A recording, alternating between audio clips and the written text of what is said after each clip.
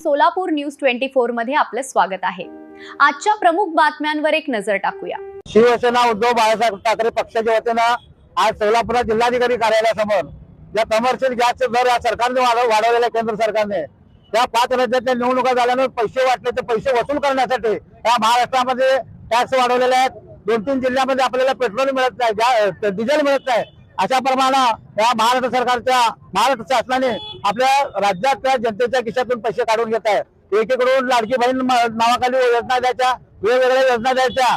आपण बघता महाराष्ट्रामध्ये लहान मुलीवर बलात्कार होतात। सोलापुरामध्ये कमीत कमी 6 मरण झालेले आहेत। त्यामुळे घर खातं राज्य सरकार केंद्र सरकार निष्क्रिय ठरलेले आहे। आम्ही दोन्ही राज्य आणि केंद्राच्या विरोधात शिवसेनेच्या वतीने आंदोलन करतो आणि उद्धव बाळासाहेब ठाकरे पक्ष वाढवण्यासाठी आणि साहेबांचा हात बळकट करण्यासाठी सर्व पक्ष आम्ही उद्धव साहेबांच्या पाठीशी आहे आणि केंद्र आणि राज्य सरकारचा आम्ही तीव्र निषेध व्यक्त करतो।